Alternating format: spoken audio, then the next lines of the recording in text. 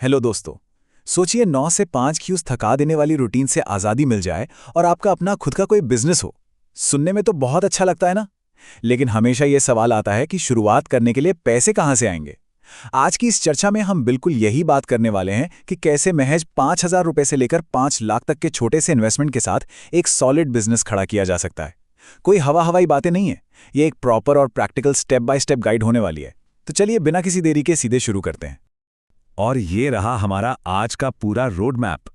सबसे पहले एक प्रॉफिटेबल नीच ढूंढना, फिर छोटी शुरुआत करके खुद को कर्जे से बचाना, उसके बाद सोर्सिंग और सेटअप के सीक्रेट्स, और आखिर में स्मार्ट मार्केटिंग के जरिए बिजनेस को बड़ा करना।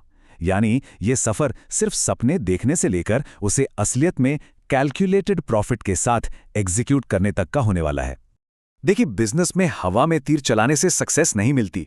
अगर सच में कुछ बड़ा करना है तो इन 4 सोचे समझे स्टेप्स को फॉलो करना ही होगा। सबसे पहले सही कैटेगरी चुनिए, फिर अपने रिस्क को कम से कम रखिए, सही जगह से सोर्सिंग कीजिए और फाइनली अपनी मार्केटिंग को पूरी ताकत से एग्जीक्यूट कीजिए। तो चलिए अपने पहले कदम की तरफ बढ़ते हैं।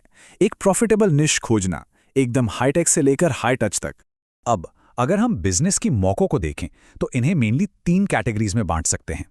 एक तरफ हैं डिजिटल और एआई वाले बिजनेस, जैसे कि कोई एआई एजेंसी खोलना या फेसलेस यूट्यूब चैनल चलाना। इनमें पैसा ना के बराबर लगता है, बस आपका लैपटॉप और इंटरनेट चाहिए। दूसरी तरफ फूड और रिटेल या सर्विस का सेक्टर है, जैसे अपना एक कॉफी कैफे खोलना या फिर सरप्लस ब्रांड्स का स्टोर। इनमें थोड़ा लो से मीडियम लेवल का इन्वेस्टमेंट लगता है। लेकिन रुकिए, सबसे मजेदार बात तो अब है। इन बिजनेस में प्रॉफिट मार्जिन का पोटेंशियल कितना है पता है? सीधे 400% तक। जी हां। अब एक कॉफी कैफे का ही एग्जांपल ले लीजिए। एक बेहतरीन कप कॉफी बनाने की एक्चुअल लागत मुश्किल से 15 से 25 रुपए आती है, लेकिन वही कॉफी आराम से 150 रुपए तक में बिक जाती है। तो देख रहे हैं आप, अगर बिजनेस मॉडल सही हो तो एक छोटा सा इन्वेस्टमेंट भी बहुत बड़ा मुनाफा कमा कर दे सकता है। अब आते हैं हमारे दूसरे कदम पर, छोटे से शुरुआत करना और एक स्मार्ट एंट्री स्ट्रैटेजी अपनाना, ताकि हम कर्जे के जाल से बचे रहें। पहले लोग क्या करते थे? अगर फूड ट्रक खोलना है तो सीधे बैंक गए, भारी लोन लिया और 15 लाख का चमचमाता नया ट्रक बनवा लिया। ये सच में बहुत बड़ा रिस्क है। इसके बजाय आज का स्मार्ट तरीका यह है कि आप OLX जैसी साइट्स पर जाएं और किसी सेकंड हैंड फूड ट्रक को एक छोटी सी मंथली फीस पर रेंट पर ले लें। इससे होता यह है कि आपकी बड़ी कैपिटल फंसने से बच जाती है और आप बिना किसी डर के आराम से मार्केट को टेस्ट कर लेते हैं। और यहीं पर यह बहुत ही काम की बात सामने आती है। बिजनेस की चाहत में उधार लेकर शुरू मत करो। यह बहुत ही क्रूशियल एडवाइस है। जब आप अपनी पर्सनल सेविंग्स या बहुत छोटे बजट से शुरुआत करते हैं ना, तो शुरुआती उन अहम महीनों में आपके सिर पर हर महीने EMI चुकाने की वो जानलेवा टेंशन नहीं होती। दिमाग एकदम शांत रहता है। वैसे रिस्क को कम करने के और भी कई बेहतरीन तरीके हैं, जैसे कि प्रिंट ऑन डिमांड बिजनेस। इसमें आपकी अपनी कोई इन्वेंट्री नहीं होती, सारा सिरदर्द ड्रॉप शिपिंग कंपनी का होता है। या फिर सोचिए एक AI डिजिटल एजेंसी के बारे में। आप कैनवा और चैट GPT जैसे बिल्कुल फ्री टूल्स का इस्तेमाल करके लोकल बिजनेस के लिए गजब का कंटेंट बना सकते हैं। और एक लोकल सर्विस ऐप भी बहुत अच्छा आइडिया है, जहां आप बस लोगों को जोड़ते हैं और अपना कमीशन कमाते हैं। चलिए अब इस सफर के तीसरे और बहुत ही जरूरी हिस्से की बात करते हैं, सोर्सिंग और सेटअप के सीक्रेट्स। ये हमारा ऑपरेशनल ब्लूप्रिंट है। इसे थोड़ा प्रैक्टिकली समझने के लिए फिर से उसी कॉफी कैफे का एग्जाम्पल लेते हैं। आपकी चेकलिस्ट कैसी दिखेगी? सबसे पहले तो लीगल काम निपटाने होंगे, यानी फूड लाइसेंस या FSSAI और शॉप एक्ट रजिस्ट्रेशन। उसके बाद जरूरी मशीनरी लानी होगी, जैसे एक अच्छी एस्प्रेसो मशीन और ग्राइंडर। और आखिर में सबसे बढ़िया क्वालिटी की कॉफी बीन्स की सोर्सिंग। ये हो गया आपका एक प्रॉपर सेटअप तैयार।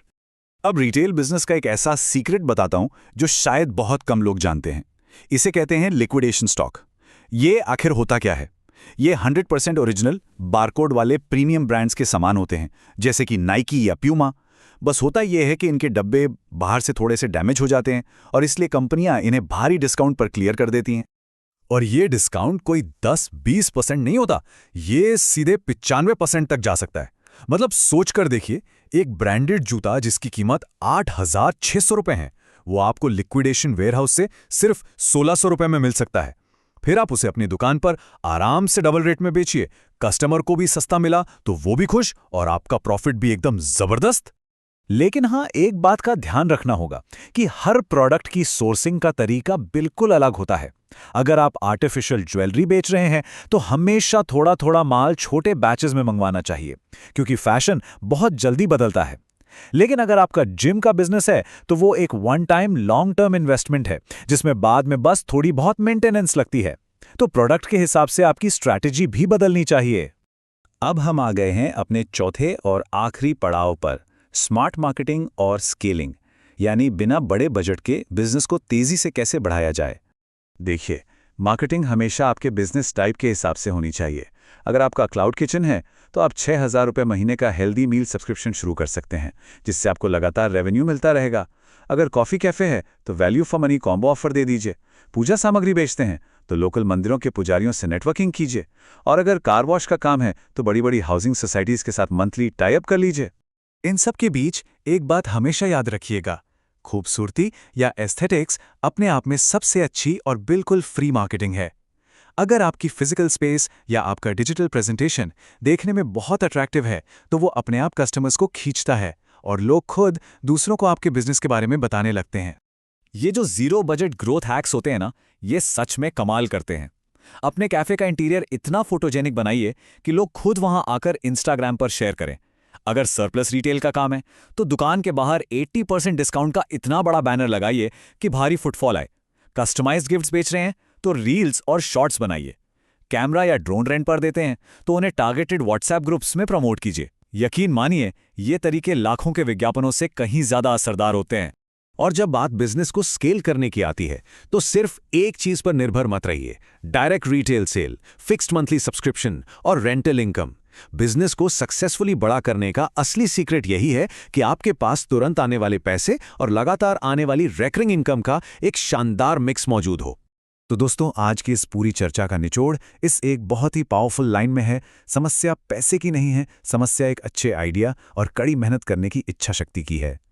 बिजनेस शुरू करने के लिए शुरुआत में बहुत सारा कैपिटल होना बिल्कुल जरूरी नहीं है, बल्कि लगातार काम करने का वो जुनून होना चाहिए। तो आखिरी और सबसे जरूरी सवाल, आपका पहला कदम कौन सा होगा? अब सिर्फ सपने देखना बंद कीजिए।